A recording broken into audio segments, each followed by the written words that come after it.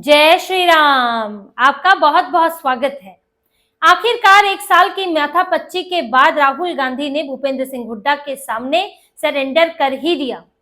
राहुल गांधी भूपेंद्र सिंह हुड्डा और उनके प्रभाव से डर गए और उन्होंने एक साल की जोर आजमाइश, कई विकल्प देखने के बावजूद भूपेंद्र सिंह हुड्डा को ही हरियाणा में नेता प्रतिपक्ष बना दिया है और उनके ही करीबी राव नरेंद्र सिंह को प्रदेश अध्यक्ष बना दिया है। कोशिश तो बहुत की थी इन्होंने कि कोई विकल्प खोजा जाए, हुड्डा से थोड़ा दूर हटा जाए, लेकिन ऐसा संभव नहीं हुआ। इतनी हिम्मत राहुल गांधी नहीं दिखा पाए और लौट के बुद्धू घर को आए हैं और कांग्रेस जो है हुड्डा पुता पुत्र के आसपास ही सिमट कर अब रह गई है। लेकिन ये फैसला होने के बाद, जब नेता प्रतिपक्ष और प्रदेश अध्यक्ष चुने जाने के बाद ही हरियाणा कांग्रेस में कलह फिर से शुरू हो गई है। जो इतने दिनों से माहौल शांत पड़ा हुआ था, सब इंतजार कर रहे थे कि आला कमान राहुल गांधी क्या फैसला लेते हैं, लेकिन अब जो है विरोध के स्वर उठने लगे हैं। जैसे ये घोषणा हुई उसके एक दिन बाद ही इनके पूर्व मंत्री और इनके ओबीसी नेता कैप्टन अजय सिंह यादव, उन्होंने विरोध शुरू कर दिया। दोनों ही नेताओं ने कहा कि ये फैसला कांग्रेस को नुकसान करेगा, कांग्रेस में कार्यकर्ताओं का मनोबल गिरेगा, क्योंकि हमें उम्मीद ये थी कि कांग्रेस अब हुड्डा से निकलकर कुछ आगे बढ़ेगी, लेकिन ये हो नहीं पाया है। दोनों नेताओं ने सोशल मीडिया पर क्या लिखा है आप ये देखिए। पहले कैप्टन अजय सिंह यादव ने लिखा, हरियाणा में कांग्रेस पार्टी के लगातार गिरते ग्राफ को देखते हुए आज लिए गए निर्णय पर पार्टी को आत्मनिरीक्षण करने की आवश्यकता है। राहुल गांधी जी की इच्छा थी कि हरियाणा कांग्रेस का अध्यक्ष एक ऐसे व्यक्ति को बनाया जाए जिसकी छवि पूरी तरह साफ सुथरी, बेदाग और युवा नेतृत्व की पहचान रखने वाली हो, लेकिन आज का निर्णय इसके ठीक उलट दिखाई देता है। इस वजह से पार्टी कार्यकर्ताओं और कैडर का मनोबल बिल्कुल गिर गया है।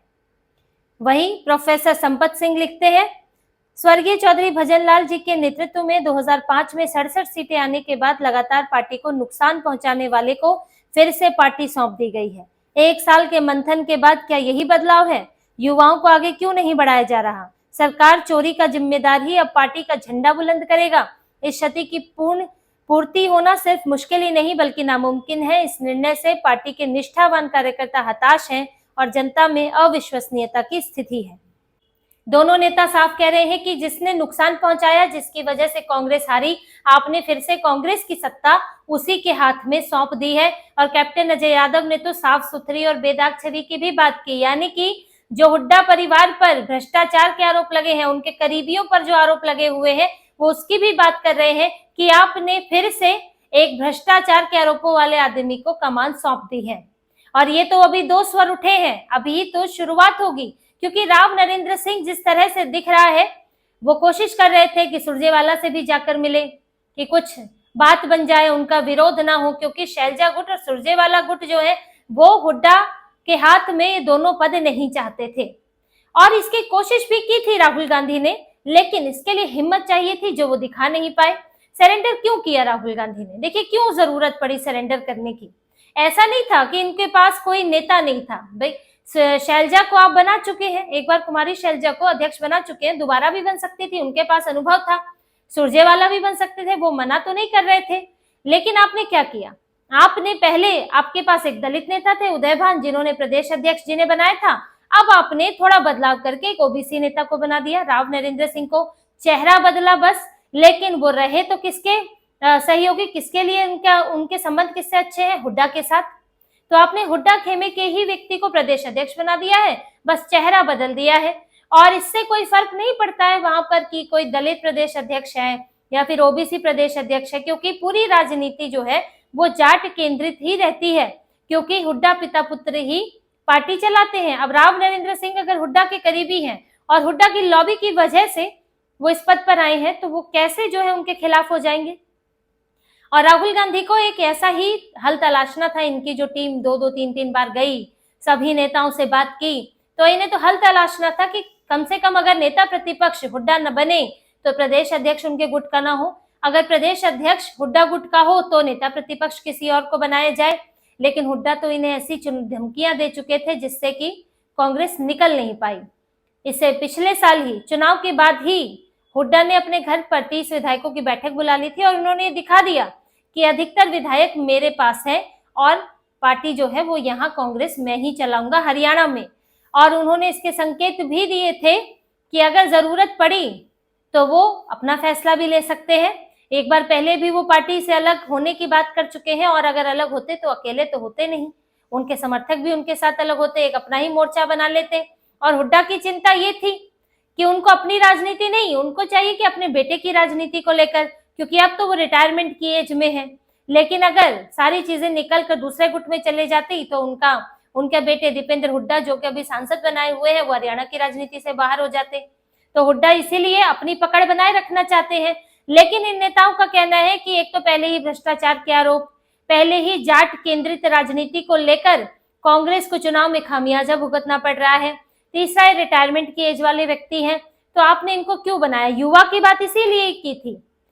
जो कैप्टन अजय यादव ने लिखा है कि आप बेदाग और छवि वाले और युवा नेता को राहुल गांधी आगे बढ़ाना चाहते थे, इसी की बात थी कि रिटायरमेंट की एज में भूपेंद्र सिंह हुड्डा, अब आपने उन्हें नेता प्रतिपक्ष बना दिया, किसी और को नेता प्रतिपक्ष बना देते।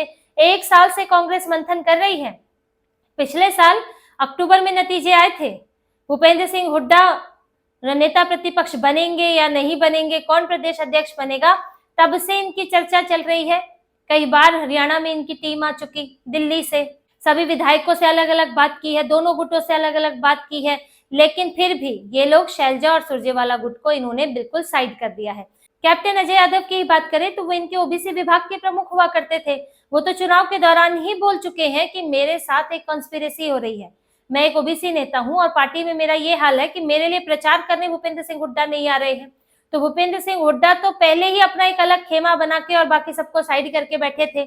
अब इन्होंने एक ओबीसी प्रदेश अध्यक्ष बनाया है, लेकिन आपकी पार्टी के दूसरे ओबीसी नेता का क्या हाल है, ये भी कांग्रेस को राहुल गांधी को देखना चाहिए। अब राहुल गांधी से आत्मनिरीक्षण की मांग हो रही है, लेकिन कैसे करेंगे आत्मनिरीक्षण, एक साल का समय कम नहीं था, पिछले साल चुनाव हुए थे और एक साल बाद आपने नेता प्रतिपक्ष बनाया है और प्रदेश अध्यक्ष चुना है। उदय भान को इन्होंने हटा दिया था फरवरी या मार्च के समय, प्रदेश अध्यक्ष के पद से हटा दिया था और फिर कुछ समय के लिए अंतरिम अध्यक्ष भी बनाया जब तक कि नया अध्यक्ष नहीं चुन लिया जाता, लेकिन आपने चुना वही। देखिए इस पूरे जो कांग्रेस में फेरबदल हुआ है, नए जिलाध्यक्ष चुने गए हैं, पुनर्गठन हुआ है, इस सब में कहीं ना कहीं फिर से भूपेंद्र हुड्डा हावी रहे हैं, उनकी ही जीत हुई है। और जो काला कमान चाहता था, ऐसा नहीं था कि ये लोग चाहते नहीं थे, ये लोग चाहते थे हुड्डा की छवि से बाहर निकले, लेकिन हो नहीं पाया इनसे। तो हुड्डा के आगे एक तरह से राहुल गांधी झुक चुके हैं और उन्होंने सरेंडर कर दिया है कि अब इस नेता से आगे हम नहीं जा सकते।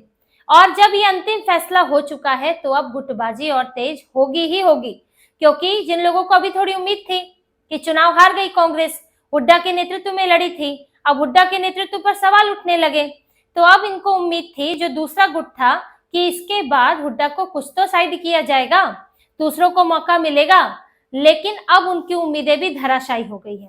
अब जो हुड्डा विरोधी गुट है वो पूरी तरह से निराश हो चुका है कि अब राहुल गांधी कुछ नहीं करने वाले उनके लिए। अब मौके की बात है, मौके की तलाश होगी और फिर ये हुड्डा विरोधी गुट अपने रंग दिखाएगा, अपने विकल्प तलाशेगा, क्योंकि सब लोग खुश नहीं है। इस बार तो जो चुनाव हुआ था उसमें कांग्रेस का एक टकराव तो बढ़ चढ़ कर सामने आया था। कुमारी शैलजा जो प्रचार करने के लिए बाहर ही नहीं आ रही थी। इसके बाद हो ये रहा था कि शैलजा गुट के प्रत्याशियों के लिए प्रचार करने हुड्डा नहीं जा रहे थे, हुड्डा के प्रत्याशियों के लिए शैलजा नहीं जा रही थी, एक दूसरे के खिलाफ ही इन्होंने कैंडिडेट खड़े कर दिए थे, निर्दलीय खड़े कर दिए थे। तो कांग्रेस तो आपस में ही लड़ रही थी चुनाव, वो बीजेपी से नहीं लड़ रही थी, कांग्रेस के नेता आपस में ही एक दूसरे के गुट से लड़ रहे थे। और यही गुटबाजी जो चुनाव के बाद ये संगठन में कम से कम ये उम्मीद हुई कि अब दोनों गुटों को महत्व मिलेगा, अब वो उम्मीद भी खत्म हो गई है। तो यानी कि गुटबाजी और तेज होने वाली है और राहुल गांधी की मुश्किलें बढ़ने वाली हैं, क्योंकि घुमा फिराकर उन्होंने हरियाणा कांग्रेस में हुड्डा गुट को ही हावी कर दिया है और हरियाणा कांग्रेस भूपेंद्र सिंह हुड्डा ही चलाएंगे। अब अगर हुड्डा ही सब चलाएंगे तो बाकियों को तो साइड होना ही है और इस साइड होने के साइड इफेक्ट कांग्रेस को भुगतने पड़ेंगे। राहुल गांधी बार बार यही कर रहे हैं, चाहे कर्नाटक हो, कर्नाटक में सिद्धारमैया इस वक्त मुख्यमंत्री हैं, लेकिन डीके शिव कुमार पूरी कोशिश कर रहे हैं कि 2.5 साल का फॉर्मूला लागू किया जाए और उनको बनाया जाए, वो उनसे ज्यादा युवा भी है और दूसरी बात संगठन को भी बेहतर चला रहे हैं। उनका कहना है कि कांग्रेस की जीत में मेरी बड़ी भूमिका है, लेकिन क्योंकि सिद्धारमैया ओबीसी नेता है तो उनके लिए राहुल गांधी के लिए इतना मुश्किल हो गया है उन्हें हटाना कि इन्होंने डीके शिव कुमार को ही चुप करा दिया है। सिद्धारमैया को ही आखिरकार इन्होंने चुन लिया है, क्योंकि कांग्रेस को डर लगता है कि ओबीसी नेता है, चले जाएंगे तो बड़ा, हम तो ओबीसी ओबीसी की राजनीति कर रहे हैं, हिंदुओं को बांटने की, तो बड़ी मुश्किल हो जाएगी। यही हाल इनका राजस्थान में रहा, अशोक गहलोत और सचिन पायलट के बीच में। सचिन पायलट को ये लोग बुला ही नहीं पाए, आगे बढ़ा ही नहीं पाए। तो हरियाणा कांग्रेस का जो झगड़ा इतने दिनों से दबा पड़ा था, वो अब पूरी ताकत के साथ निकलेगा।